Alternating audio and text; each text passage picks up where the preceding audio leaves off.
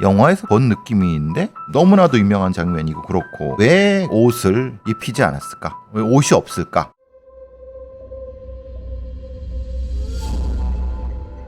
(2016년 3월 22일) 경상북도 상주의 어느 야산. 수풀로 덮여있는 농수로에 경찰이 모여 있었습니다.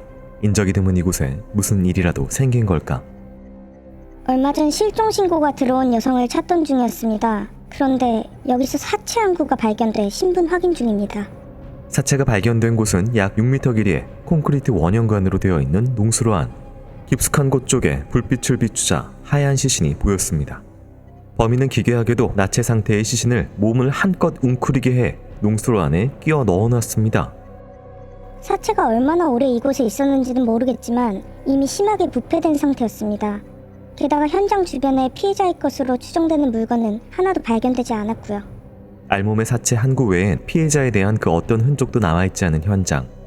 경찰이 피해자의 신원을 파악하려는 것을 방해하기 위한 범인의 의도였을까? 대체 이 여성은 어쩌다가 이 차갑고 서늘한 농수로 안에 오랜 기간 혼자 놓이게 된 것인지. 경찰은 사망한 여성의 신원 확인과 정확한 사인을 조사하기 위해 부검을 의뢰했습니다. 부검 결과 칼 등에 찔린 상흔이나 자창은 확인되지 않았습니다. 다만 목이 강하게 졸린 듯한 흔적이 발견됐어요.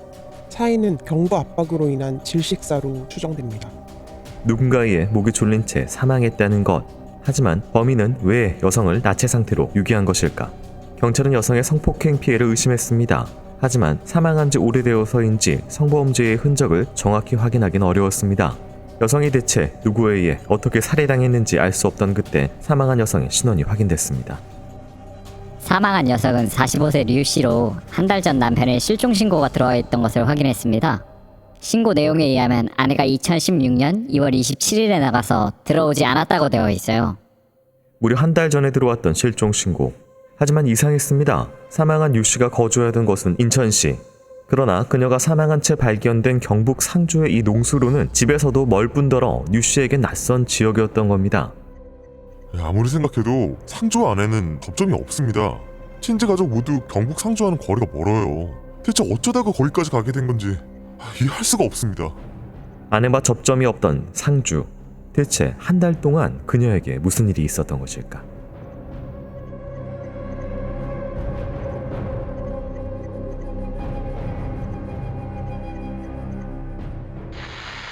안녕하세요. 이곳은 크라임. 저는 진행과 연출을 맡고 있는 김PD입니다. 여러분 반갑습니다. 날카롭고 정확한 분석으로 대한민국의 정의를 세우고 계시는 배성훈 프로파일러님 모십니다. 안녕하세요. 배성입니다. 반갑습니다. 네, 반갑습니다. 크라임은 내게 꼭 필요한 보험만 남겨주는 보험솔루션 보험정터와 함께하고 있습니다. 오늘 준비한 사건은 2016년에 있었던 일이고요. 사망한 여성은 45세 류 씨입니다. 경북 상주에 있는 한 농수로의 그 콘크리트 원형관 안에서 발견이 되셨는데요. 사인이 나왔습니다. 일단 뭐 자상 같은 거, 자창 같은 건 확인이 안 됐고 목에 압박흔이 있었다. 뭐 이런 것들이 있는데 사인으로 알 수 있는 부분은 뭐가 있을까요? 부패가 되면은 사인을 추정하기 쉽지 않습니다. 그리고 야외, 들판이나 외부의 공간에 유기되는 것은 들짐승이라든가 날짐승이라든가 다양한 형태의 설치류라든가 이런 부분들 때문에 사실 쉽지가 않습니다. 느낌은 이거 어디서 본 것 같은데? 영화에서 본 느낌인데? 아시다시피 살인의 추억에서 네. 그 송강호 씨가 하는 원형관을 이렇게 밑으로 그렇죠. 내려다보는. 예. 그러니까 그거는 너무나도 유명한 장면이고 그렇고 네. 이런 게 금방 눈에 띄는 게 아니라 영화나 아니면 드라마에서 한 번쯤 본 거를 따라하는 경우는 흔합니다. 그럼 이 범인이 그 이미지가 있어서. 그렇죠. 그 이미지를 그대로 따라하는 거예요. 네. 그런데 왜 옷을 입히지 않았을까? 왜 옷이 없을까? 뭐 성적인 의미, 성범죄의 의미, 다른 어떤 이유에 대한 의미 이런 거를 살펴봐야 되겠죠. 그러니까 이제 왜 제가 말씀드리냐면 사인을 추정하기 쉽지 않으면 굳이 그것은 추정할 필요 없이 부검에 맡기고 네. 그러니까 그냥 제로 베이스에 들어가고 있는 그대로 발견된 그대로부터 범죄 수사를 시작하는 것이 방법이다. 네. 네. 그러니까 전에 뭐 살인의 추억 같은 경우도 그렇고 포천 매니큐어도 그렇고 포천 매니큐어는 뭐 그 박스 같은 걸로 이제 앞뒤를 막 막아놨다라는 막아놓게 된 거죠. 네네. 거기는 그렇게 될 수밖에 없는 상황인 거고 네. 여기는 조금 다를 수가 있죠. 네. 왜냐하면 거기는 낚시터 근처기 때문에 길 근처인 거고 네. 여기는 그건 아니거든요. 산 야산 쪽에. 그렇죠. 농수로 쪽이니까 꼭 네. 그렇지만 않을 거예요. 네. 그러니까 이게 6일을 땅을 파서 안 했다라는 게 그러니까 뭐 예를 들면은 뭐 나와의 신원이 면식 관계가 밝혀지면 안 돼서 아예 시신을 안 보이게 안 드러나게 땅에 묻는 경우도 있는데 이건 사실 보면은 보이는 거잖아요. 거기를 잘 사람들이 안 봐서 그렇지.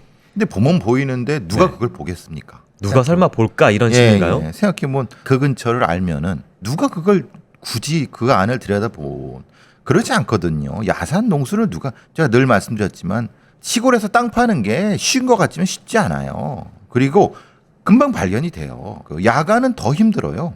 불빛이 되거든. 그러니까 이 범인이 누군지 범인이나 범인들이 누군지 모르겠지만은 합리적 선택을 한 거죠. 땅을 굳이 파느니 시야가 가려지는 곳에 그냥 띄워놓으면은 더 유리하겠다는 생각을 한 거죠. 네. 그렇다면 이제 옷이 안 발견된 것하고 이 주변에 신원을 알 수 있는 어떠한 물건도 없었다라는 것이 애초에 그러면은 범행지에서 다 훼손을 하거나 처리한 후에 사체만 그럴 생각이었겠죠. 그럼 차로 네. 실어서 와서 여기다 사체만 넣고 그냥 갔다. 그렇겠죠. 뭐 그거야 뭐 차가 없으면요 불가능하니까. 네. 근데 와도 딱히 의심받지 않는 사람. 그럼 그 근처가 연고지가 있는 경우 확실해. 근데 이 연고지가 있다는 것은 그 안면이 있다는 거지 꼭 거기에 산다 그런 건 아닐 거예요. 오히려 거기 근처에 살거나 거주하면 그러지 못하죠. 아, 그러니까 나랑 가까우니까 그렇죠. 나를 타겟이 예, 될까. 그렇게 되니까 아. 더 멀어지는 심리가 있죠. 그러니까 여기는 연고지는 있어도 주거지는 아닌. 그러고 이 옷과 지갑에는 소지품이라고 하는 신원을 확인할 수 있는 거는 이미 뭐 태웠거나 아니면 바다에 버렸거나. 그러면 지문은 났었을까? 최소한 뭐 6개월이나 1년 정도 뒤에는 발견되지 않을 거로 생각하면 굳이 지문을 네. 없앨 필요는 없겠죠. 드러내거나. 네, 그렇죠. 네, 알겠습니다. 경찰은 피해자 류 씨가 실종되기 전인 과거로 돌아가서 그녀의 흔적을 찾았는데요. 그 내용 살펴보도록 하겠습니다.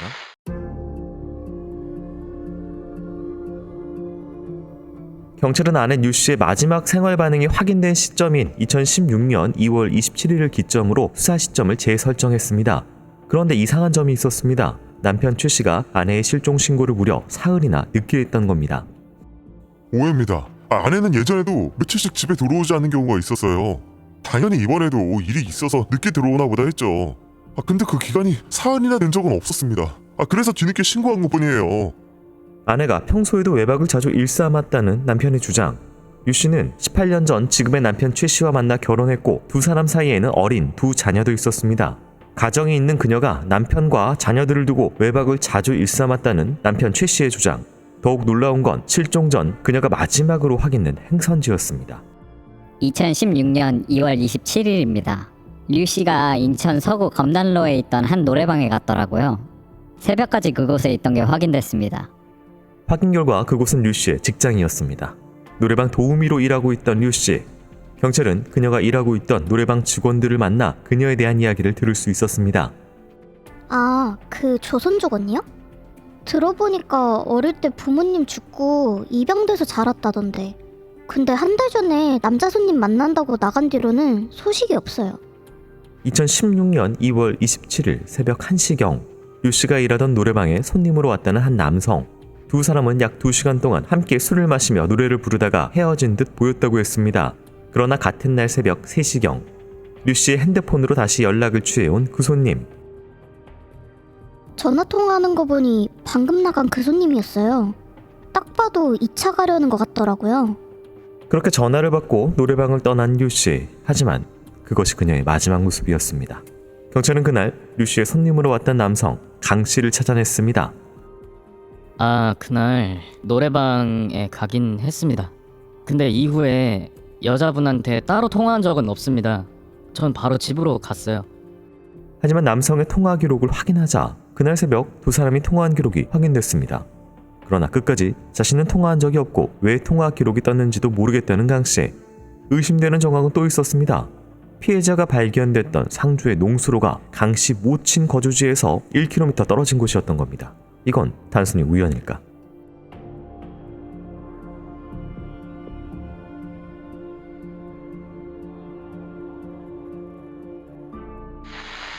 피해 여성분께서는 노래방 도우미로 일을 하고 있었는데 남편이 사흘 뒤에 실종 신고를 한 부분이 좀 처음에 눈에 띄었거든요. 근데 뭐 결혼 18년 그 노래방 도우미로 이제 돈 벌고 2차도 가고 그렇게 사는 사람이라고 하면은 오늘 들어와야 돼 이런 개념은 아니잖아요. 직업상 딱히 그렇게 하는 건 아닌 것 같다. 네. 느낌. 그리고 아까 제가 말씀드린 것처럼 가정폭력이나 만약에 그랬다고 하면 다른 형태가 있을 것이고. 골절이나 구타. 그렇죠. 이 피해 여성 류 씨가 노래방 도우미라는 직업, 이게 직업 특성상 범행 대상에 어떤 위험성이 위험하죠, 있을까요? 위험하죠. 강호순 사건이 대표적이잖아요. 보도방 같은 형태의 그 위험한 놈들도 많고 네. 또 손님 중에서도 그 위험한 자들이 있을 수 있으니까 굉장히 범인구는 넓어지죠. 직업적 특성상 위험성은 항상 존재하죠. 네, 성적인 어떤 위협과 동시에 그게 사까지 그렇죠. 이어지는. 그럴 수 있죠. 예. 지금 마지막 손님이 있었습니다. 남성 강 씨라는 사람과 2차를 가는 것 같다라는 이야기가 있고 통화를 했다라는 뭐 그런 얘기도 있었는데 2차를 가려고 했던 것은 네, 동료의 얘기고 네, 통화를 한 건 맞죠. 네, 이건 2차 간지는 아직 확인은 그렇죠. 안 됐습니다. 통화는 맞죠. 네, 근데 그때 통화를 한다는 게 2차밖에 더 있느냐라고 하는 동료의 강력한 추정이죠. 네. 그래서 근데 이 하필이면은 이 강 씨라는 사람은 자기는 모르겠다고 하지만 이 사람이 아는 모친이 상주의 그 농수로에 1km 떨어진 곳에 거주하고 계셨다. 1kg라고 하면은 이걸 이렇게 표현하는 건 좀 그래요. 왜냐하면 우리가 보통 사람들의 이 지리적 감을 심리적 인지로 보는 게 맞아요. 시골에서 1kg라는 게 무슨 의미가 있죠? 뭐 차 타고 다니면 금방 가니까. 그렇죠. 우리는 1kg가 버스 안정거장이잖아요. 서울은. 네, 네. 시골은 뭐 걸어가면은 뭐 한도 끝도 없고. 걸어가는 길이죠. 네, 네, 그러니까 네. 걸어갈 수 있는 길이라는 거예요. 아, 걸어서 쭉 걸어갈 수 있다. 그렇죠. 네. 예. 반경을 설정할 때 이렇게 선정을 해야지 심리와 공간과 네. 평소 이동하는 그렇죠. 뭐 그걸 그렇게 봐야 되는 네. 거예요. 그러면 이거는 강력한 의심이 있는 거예요. 저희가 앞서서 프로필 그렸던 부분하고 좀 많이 일치하는 그렇죠. 예. 그런 형태이기 때문에 네. 이거 좀 봐야 되는 것인데. 감각적으로 네. 그 공간 벌떡 떠오를 수 있는 유기 공간이. 네. 마지막으로 이 노래방 도우미라고 하는 부분하고 앞서서 저희가 성적인 위협 안에서의 살해 가능성이 있다라고 하는 부분이 농수로에 유기된 이 형태와 지문을 그대로 유지한 것 등등의 것들과는 마지막이 일치를 하나요? 그냥 단순히 그냥 시간 타임으로 가는 노래방 도우미가 있고 2차까지 포함하는 네. 거 있다고 하면은 이 사람은 아마도 두 번째 같다는 느낌이 들어요. 그러면은 그런 의미에서 옷을 다 벗겨서 유기한 건 의미가 있겠다. 뭔가 성적인 소유라든가 성적인 통제 같은 느낌이 아니면 성적인 유기 이런 느낌이 드는 거는 직업 특성과 그걸 보는 범인의 시각이 투영되는 것일 수 있겠다. 그리고 손님이거나 또 노리는 사람이라면은 그 접점이 그렇게 많이 없어서 지문이나 시신 발견으로 꼭 나를 특정할 수 없는 그 정도 상황. 가족이라면 지문을 지우거나 토막을 내거나 그랬겠죠. 네. 경찰은 유 씨의 마지막 손님이었던 남성 강 씨에 대한 조사를 이어갔는데요. 이후 수사 내용 살펴보도록 하겠습니다.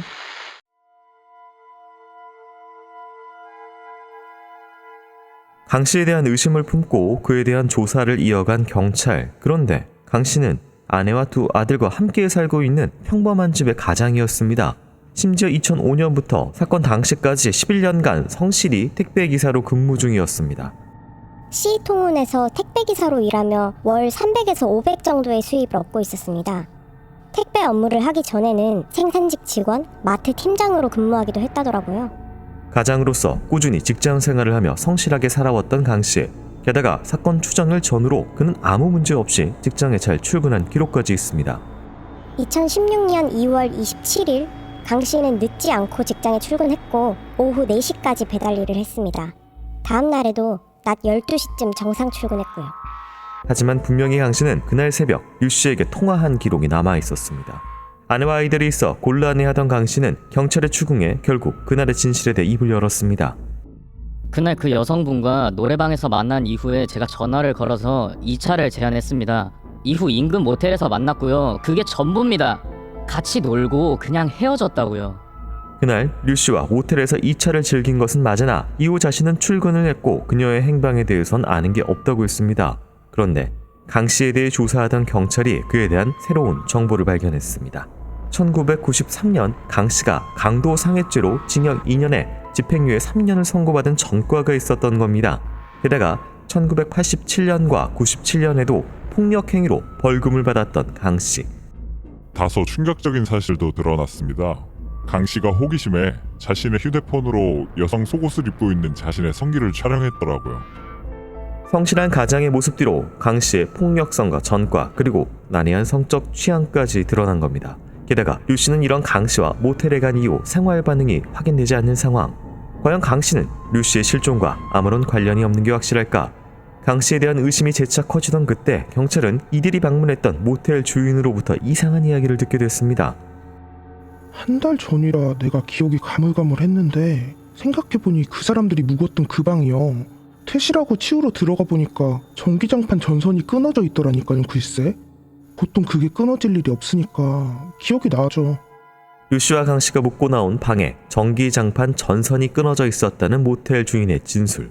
그런데 부검 결과 류 씨의 사인 역시 경부 압박으로 인한 질식사였습니다. 졸린 목과 끊어진 전선.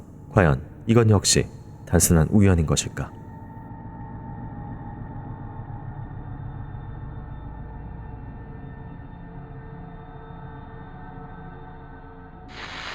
네, 강 씨는 택배 회사에서 11년간 일을 하고 있던 그냥 집의 가장이었다라는 평범했다라는 이야기와 한편 또 과거의 전과 이야기도 있었습니다. 폭력 전과 같은 부분이 있는데 한 가지 특이한 게 그 여성 속옷을 입고 자신의 성기를 찍은 성적인 그런 좀 특이점도 하나 있네요.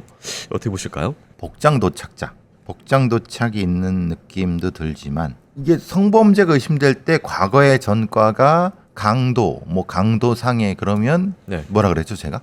그게 강도가 아니라 그렇죠. 네, 성적인 강간이죠. 네. 왜냐하면 강간은 2013년에 친고죄가 폐지됐는데 그 이전에는 강간 단독으로는 사건을 성립하거나 수사를 진행시키기 쉽지 않아요. 연쇄 강간이 예전에 강도 강간이었던 게 그런 거죠. 강도상해죄라는 건 사실은 뭐냐면 강간상해, 강간을 했는데 상해가 됐기 때문에 가장 높은 강도상해로 기소를 치는 거예요. 네. 그러니까 이제 그러면 얘는 이 연쇄 강간범이거나 저는 이렇게 읽을 거예요. 93년의 강도상해죄의 네. 집행유예 3년은 이건 사실 강간 강도였다. 그렇죠.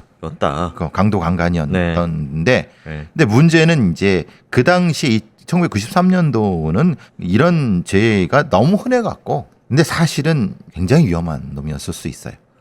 제가 읽기로는 네. 왜냐하면 사실 제대로 수사가 되지 않은 거죠. 경찰의 처리 기록이지 이 사람의 범죄의 기록은 아니다. 아니에요. 절대 아니에요. 이건 그래서 저희들이 보면은 요 당시부터 10년 뒤에 이런 사건 기록이 있으면 반드시 담당 형사랑 통화를 해요. 근데 거기에다가 87년과 97년에 무슨 문제가 있냐면 폭력행위였어요. 그럼 이거 사실은 폭력행위가 아닌 거예요. 사실은. 강간하면서 때린 거다. 그렇죠. 이게 굉장히 위험한 자였었는데 어떻게 된 일인지 그 뒤에 조용히 택배 일을 하고 살았다라고 했지만 택배 업무를 했다는 것 자체가 사실은 이동을 하는 직업이죠. 그렇죠. 네. 위험한 거 사실은 위험한 거 아주 위험한 인간이었던 건데 네. 왜냐하면 특이점이 뭐예요? 이게 복장 도착자예요. 이게 성 도착자란 말이에요. 성 도착은 고치지 못해요. 저는 이 기록을 보면 이거 굉장히 위험한데? 라고 봤을 거예요. 네. 그 지금 이제 말 그대로 일상은 그러니까 주변인들은 직장 동료들은 몰랐고 모르죠. 회사에 아내도 몰랐을 것이고 자식들도 몰랐을 것이고 이걸 유지를 하는데 내면에 막 그런 폭력성과 그런 게 있으면은 강하게 이렇게 뭔가 나올 수도 있겠네요. 그렇죠. 어떤 순간에. 강하게 어떤 순간인가 나오는 거죠. 그래서 통제가 안 되는 거죠. 근데 지금 하필이면 모텔에 2차를 갔다라고 하는 거기까지 인정했어요. 그렇죠. 2차를 갔다라는 모텔에 전기 장판에 선이 끊어져 있었다라는. 전기장판 선을 끊어주는 거 보셨어요? 전기 엄청 단단하잖아요. 이게. 그럼 당연히 끊을 정도면 그 정도의 힘이면은 목절려 죽을 정도죠. 네. 사실은. 근데 전선이 끊어질 정도로 당겼다라는 것은 살해 의도 아니 그러니까 그 살해보다는 네. 다른 성 도착 행위를 했을 수 있는 거죠.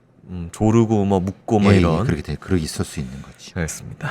사라진 유 씨에 대해서 자신은 아는 게 없다라고 강 씨는 일관했었는데요. 과연 그녀는 어디서 어떤 피해를 당한 것인지 그날의 진실 확인해 보도록 하겠습니다.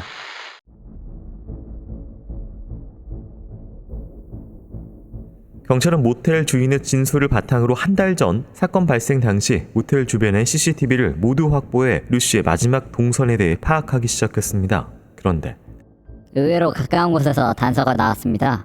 모텔 외곽 CCTV에 누군가 만취한 사람을 들쳐업고 나오는 장면이 확인됐어요.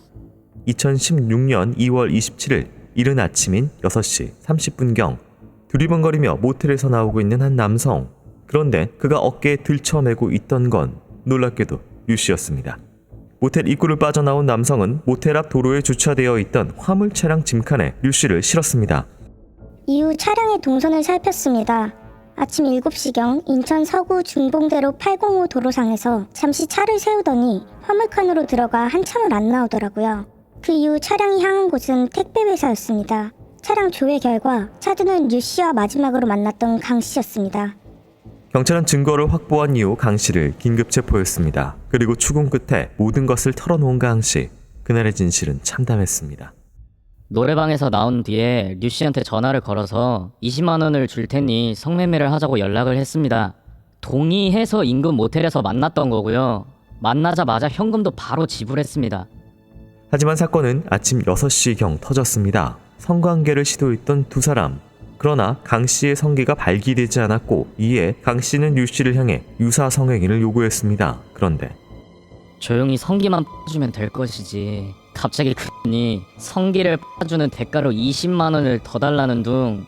또 서지 않는 게 뭐 하려고 모텔에 왔냐면서 저보고 같은 놈이라고 욕을 퍼부었다니까요. 아니 지도 돈 받으러 나온 주제에. 화가 나서 그때 죽여야겠다 생각했습니다. 격분한 강 씨는 류 씨의 뺨을 때리고 양손으로 그녀의 가슴을 밀친 뒤 그녀의 등 위로 올라탔습니다. 이어 침대 매트에 깔린 전기 장판의 전선을 류 씨의 목 앞부위에 걸고 약 5분간 힘껏 잡아당겼다는 강 씨. 그의 힘으로 전선은 끊어졌지만 이미 류 씨는 숨을 거둔 뒤였습니다. 자신이 범행이 탄로날 것이 두려웠는지 강 씨는 류 씨의 옷을 다시 입히고 그녀의 소지품을 챙겨 택배 화물차에 싣고 회사로 출근했습니다. 퇴근 후인 밤 11시경 강 씨는 다시 화물 차량을 운전해 모친의 거주지인 경북 상주로 향해 사체를 유기한 것으로 보입니다.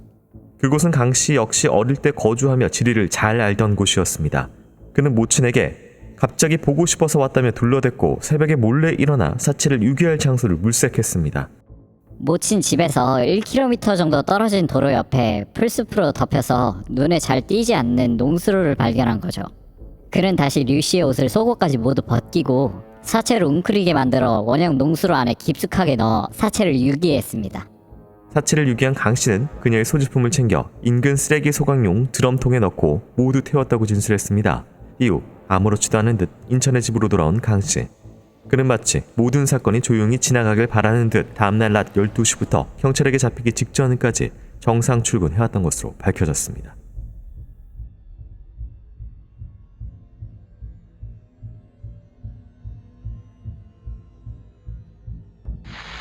네, 이 지금 판결문에 기반을 해서 재구성이 됐는데 이게 또 본인 진술이기 때문에 한번 살펴볼 필요가 있고요. 일단 뭐 객관적인 자료는 CCTV에 들고 나와서 뭐 이동한 뭐 그 정도고 그렇죠. 안에서는 모르죠 무슨 상황인지는. 업고 나오고 네, 화물차 안에서 잠깐 뭔 짓을 했어요. 그리고 나서 유기를 했죠. 뭔가 당황한 듯 보이지만 그냥 착착착 한 거예요.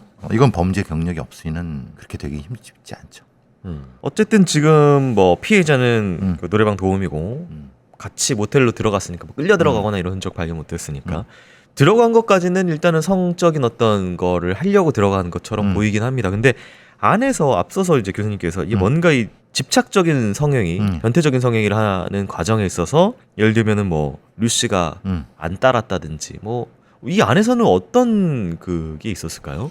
복장 도착이라면 성 도착이 왜 생겼느냐가 문제가 되겠죠. 이런 성적 도착은 말 그대로 심리적 성불구라든가 아니면 다른 형태의 성적인 문제가 존재하는 어떤 존재일 수 있어요. 그게 뭔지는 몰라도. 네. 그럼 그 부분을 들켰거나 아니면 그 부분과 관련된 어떤 것 때문에 피해자한테 그렇게 느꼈을 수 있어요. 투사를 했다는 그렇죠. 건가요? 그런 형태로 네. 피해자가 한 말을 곡해했을 수 있는 거죠. 네. 물론 그런 얘기 했을 수도 있는 거고 네. 이제 그 과정에서 숨겨져 왔던 공격 본능이 나타나지 않았을까. 문제는 이제 거기서 뭘 했는가라기보다는 아마도 변태적인 성행위를 요구를 했고 그 네. 과정에서 죽게 됐지 않았을까. 그래서 그게 흔히 말하는 색정사 같은 느낌도 들어요. 피해자한테 성적 흥분을 요구를 했는데 네. 요구하는 과정에서 죽였거나 네. 죽게 됐거나 여러 가지를 다 상상해 볼 수 있거든요. 네. 지금 이것은 단지 이 범인이 얘기했듯이 이런 방식으로 모욕을 받아서 죽였다라고 하면은 뭐가 문제가 돼야 되냐면 다른 뼈라든가 상처가 좀 있어야 되는데 네. 그게 없는 거로 봐서는 이 사람의 말을 그대로 믿긴 좀 그래요. 저희 그렇다면 재판 결과 살펴보기 전에요. 전하실 말씀 듣고 오도록 하겠습니다. 와, 왜? 무슨 일 벌어졌나? 이게 되네요. 저희 방송 보시고 보험 장터로 상담하신 분이 기존 보험료 39만 원 정도에서 20만 원 정도 줄여서 19만 원 내시면서도 보장 항목이 넣으셨다네요. 김 PD, 자네를 보면 항상 이런 생각이 들어. 무슨 생각이요? 이 인간 싹 패구나. 인간에 대한 믿음이 없구나. 무슨 소리 하시는 거예요? 김 PD, 우리 광고주야. 믿어야지. 이게 실제 사례라고. 심지어 그분은 기존에 중증 질환인 뇌출혈, 급성 심근경색만 보장되다가 보장 항목이 경증 질환인 뇌동맥류와 협심증까지 보장을 확대받았다고. 와, 보험료가 줄면서 보장까지 늘었다고요? 1대1 상담을 통해서 보험료는 팍팍 줄이고 보장은 쪽짝 늘려준다고.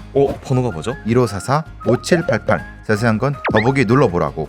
더보기 눌러서 보험장터 링크 클릭하거나 카톡 아이디 JK6003 검색해도 되는군요. 근데 진짜 이렇게 믿음이 부족한 자네는 역시 쇼팽. 믿는다고요. 광고주님 믿는다고요. 미래를 위한 안전장치 보험장터. 보험은 보험 전문가와 상의해보세요. 재판 결과 1심부터 살펴보도록 하겠습니다. 피고인에게 강도상해 전과를 비롯하여 폭력 전과가 3회 있는 점, 피고인에 대한 가정 및 사회 내 지지체계가 미흡한 점, 피고인은 음주로 인한 문제를 자각하지 못한 채 폭응을 일삼아 왔고 피고인의 연령, 성행, 가정 환경 등을 종합하면 피고인에게 살인범죄를 다시 저지를 위험성이 있다고 인정된다. 이에 징역 18년과 10년간 위치 추적 전자장치 부착을 명한다라고 1심 결과가 나왔고요. 2심으로 넘어갑니다. 1993년 이후 집행유예 이상의 처벌 전력도 없고 이 사건 범행 이전에 살인범죄를 저지른 적이 없다. 피고인이 이 살인범죄를 저지를 성향을 가지고 있거나 살인범죄를 저지를 위험성을 내재적으로 가지고 있다고 볼 전력이 없다. 피고인은 이 판결이 확정되면 18년의 장기형을 선고받고 복역하여야 하며 장기간의 복역 과정에서 규칙적이고 순한 생활을 하며 음주 습벽이 고쳐지는 등 성행 교정이 이루어질 것이고 현재 48세인 피고인이 복역을 마치면 60대 중반에 이르러 재범 위험성이 낮아질 것으로 보인다. 피고인은 이 사건 범행을 자백한 후에 자신의 잘못을 반성하고 장기형 복역 후 사회로 복귀할 때 건전한 경제생활을 영위하면서 재범하지 않을 것을 다짐하고 있다. 이에 보호관찰 명령이 필요하다고 인정하기에 부족하고 달리 이를 인정할 만한 증거가 없다라고 하면서요. 18년은 유지했지만 전자장치 부착 명령이 기각돼서 2심에서 이게 빠집니다. 음주 감경이 된 거예요. 네. 심심미하게. 지금 우리가 나오는 건 그 얘기가 없었는데 네. 왜 갑자기 음주 문제가 나오느냐 했더니 범행과는 무관하게 네. 본인이 술에 의해서 나타나는 것을 적극적으로 재판 과정에서 한 것 같아요. 아마 그날도 뭐 노래방에서 술을 먹었고 평상시에도 술을 먹기 때문에 술 때문에 뭐 그날 뭐 더 그렇게 했다 뭐 이렇게 좀 주장을 했다든지. 근데 네. 그게 말이 돼요?